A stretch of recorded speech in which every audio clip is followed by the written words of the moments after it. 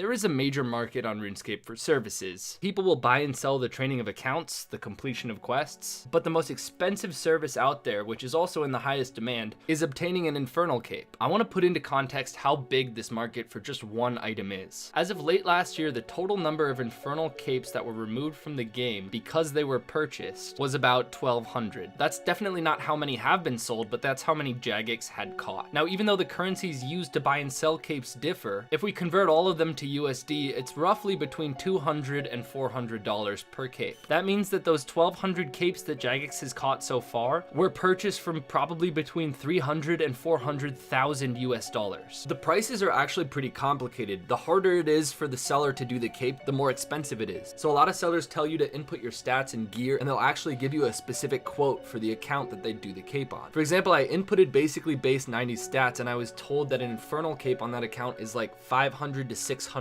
mil. A lot of the people who provide these infernal cape services also build their own accounts and get infernal capes on them and then sell the accounts to other people. I didn't go undercover, it was just on my main SirPugger Discord, but I was getting quotes in all the different servers that sell the infernal capes. Some of the accounts go for a lot of money. I was quoted 1 billion GP for this Gmaul peer with an infernal cape. At current prices, that's like $650. The account would probably be $150 maximum without the infernal cape. Obviously, buying an infernal cape and having someone do it for you on your account is against game rules. There's a major risk of being banned. I'm sure a lot of you know this, but Jagex can see your IP address. If you consistently play on the same IP address and then all of a sudden your account is connected from a different IP address and gets an infernal cape, Jagex will almost definitely ban your account. Even when the seller of the cape relocates the IP address back to your original location or near you, oftentimes it doesn't quite work and Jagex still detects you. But only very novice sellers do that. All of the experienced ones use programs to remotely take over the buyer's computer. I'm sure a lot of you know TeamViewer. That is a significant amount of trust here. But basically, the sellers of these infernal capes are so good at getting them that they can do the inferno through TeamViewer. I honestly have no idea if Jagex can detect that, and obviously everyone should be skeptical from claims of cape sellers that they've never been banned before. But I did find a way to estimate how many players have bought an infernal cape. From the data stream just a couple months ago, we know that 29,100 people have completed the inferno. On the high scores, you need at least 2 inferno completions to be listed. For the sake of estimation, I'm just going to assume that nobody buys 2 inferno capes. So I added up every player's inferno KC from the high scores. That number turned out to be about 23,100. So to get to 29,100, about 6,000 other players had to have 1 KC in the Inferno. Now I'm sure there are at least a few people who bought more than 1 Inferno cape, but I won't include the 2 KC accounts so that our estimation isn't exaggerated. Now a lot of the Inferno cape sellers post vouches where people who bought Inferno capes from them say, oh, this guy did a great job or whatever. So if you count up those vouches, you can see how many players have bought Inferno capes, but we know that only 6,000 players have 1 Zuck KC, so we have an upper limit for the number of vouches we count up. From just the easiest to find numbers, I counted over 5,000 vouches. There are plenty of other sellers who either don't post how many capes they've completed or a specific number of vouches. Again, we should take the number of vouches with a grain of salt because you never know if a seller is trying to boost their sales by telling people they're very trusted, but I think it's safe to say that at least 5,000 capes have been sold. If we average that to $300 a cape, that would be 1.5 million US dollars. And honestly, that's probably an underestimate. That also means that over 50% of the accounts that have obtained at least 1 infernal cape were done illegitimately. I'm pretty sure my estimate of 5,000 is actually incredibly conservative and many more have been sold. If you just look at a thread on one website of the top 12, the listings have thousands of replies and almost 1 million views. And there are plenty of other ways of contacting people than just this site. I don't know whether or not to trust this, but in general, it seems like the vouches are also accurate numbers because a lot of these sites check your IP address so that you don't make multiple accounts. That's not to say though that buying an infernal cape is the only way to get it illegitimately. There are other ways of making the inferno basically as easy as killing the King Black Dragon. I'm talking about third-party client plugins that are against the game rules. One specifically completely obliterates the challenge of the inferno and fire cape. That is the auto prayer switching plugin, which is basically a bot that changes prayers based on how your player is being attacked. It makes your player almost completely invincible. One of the harder parts of the Inferno is when 6 Jads attack you all at once. And in this clip from the Reddit post, you can see it's pretty easy to do with this plugin. I want to add too though that I don't know the ban rates, but it's definitely detectable. If you're not even on your prayer menu and you're clicking on something exactly when the bot switches your prayer,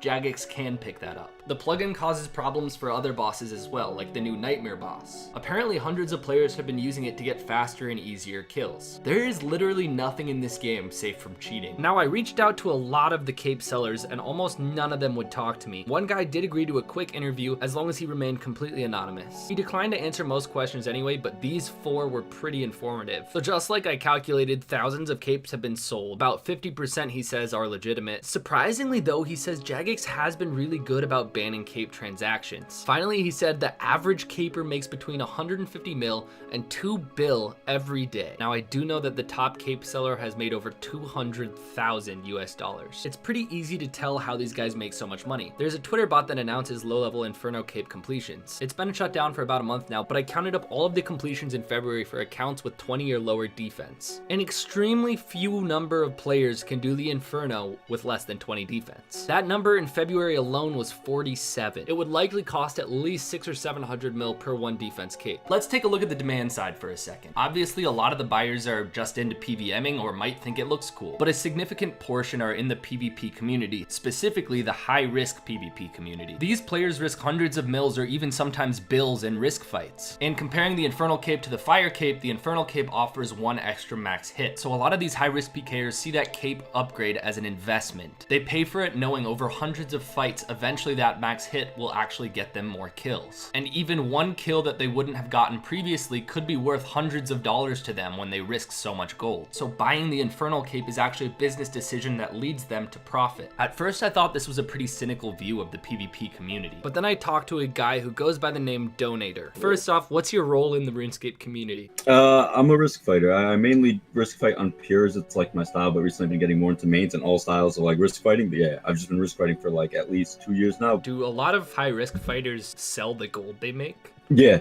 almost all of them. Almost all of them real world trade the gold. Almost every single risk fighter real world trades the gold. There's like a very small handful that actually do it for the enjoyment of PKing and a little bit of the thrill. When we say risk fight, how much are we talking? Anywhere from an AGS up to like 1 bill.